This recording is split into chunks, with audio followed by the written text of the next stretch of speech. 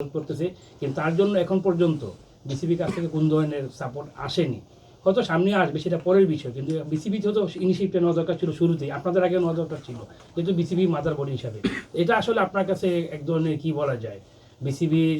অবহেলা নাকি আসলে দায়িত্বহীনতা, না এরকম কিছু মনে করতেন কিনা আর কি? চোখ বন্ধ করে রাখলে তো আসলে কিছু দেখা যায় না। তা আমি যদি দৃষ্টিটা যদি সবার জন্য উন্মুক্ত থাকে, আমরা যদি সত্যিকার অর্থে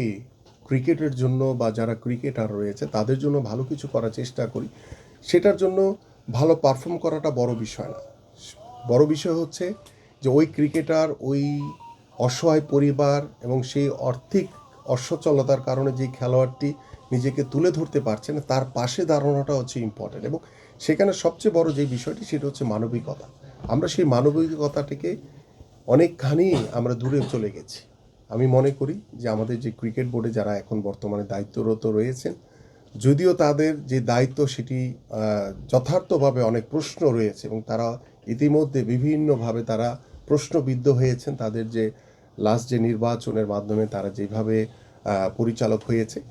তো আমার কাছে মনে হয় যে সব কিছু ভুলে গিয়ে আমরা যদি ক্রিকেটের স্বার্থে, ক্রিকেটারদের স্বার্থে,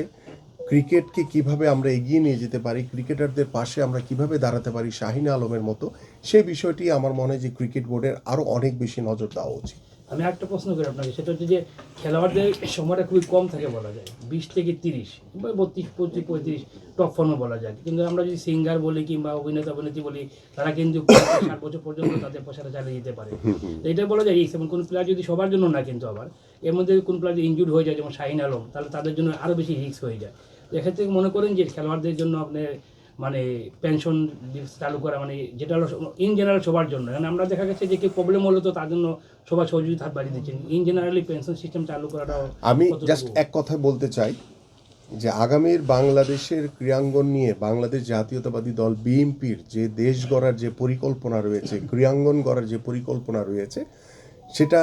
বাংলাদেশের ইতিহাসে আমি মনে করি যে আমাদের মাননীয় ভারপ্রাপ্ত চেয়ারম্যান জনাব তারেক রহমান, তিনি ক্রীড়াঙ্গনকে ধারণ করে ক্রীড়াঙ্গনকে এগিয়ে নিয়ে যাওয়ার জন্য এবং ক্রীড়াঙ্গনের মাধ্যমে আগামীর বাংলাদেশের রাজনীতিতে গুণগত পরিবর্তন আনার জন্য তিনি শুধু একটি কথাই বারবার বলেন যে আমাদের ক্রীড়াবিদরা হচ্ছে মূল জায়গা, মূল শক্তি, এবং সেই ক্রীড়াবিদদের সকল প্রকারের সুযোগ সুবিধা বৃদ্ধির মাধ্যমে আমরা আমাদের খেলাধুলাকে এগিয়ে নিয়ে যেতে চাই এবং কিভাবে আমরা দ্রুত সময়ের ভিতরে একটি শৃঙ্খলার মধ্য থেকে, একটি নিয়মের ভিতরে থেকে আমরা একদম রুট লেভেল থেকে শুরু করতে চাই, যাতে আগামী 5 বছর কিংবা 10 বছর বা তার চেয়ে বেশি সময় হলেও আমরা যাতে একটি ক্রীড়াঙ্গনের মাধ্যমে যাতে আমরা বহির্বিশ্বে, বিশেষ করে সাব গেমস, আমাদের এশিয়ান গেমস কিংবা অলিম্পিক গেমসে যাতে ভালো কিছু করার আমরা স্বপ্ন দেখতে পারি, সেই শুরুটা আমাদের ভারপ্রাপ্ত চেয়ারম্যান মহোদয় করতে চান। এবং আপনি যে বিষয়টি বলছেন যে ক্রিকেটারদের বা আমাদের যে ক্রীড়াবিদদের যে পেনশন ভাতা, সেটি কিন্তু আমি ইতিমধ্যে বলেছি যে আমাদের খেলোয়াড়দের খেলা ছেড়ে দেওয়ার পরে আর হতাশ হওয়ার কোনো কারণ নাই।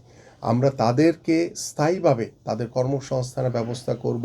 এবং যারা জাতীয় বীর, জাতীয় খেলোয়াড়, তাদেরকে অবশ্যই একটি সরকারিভাবে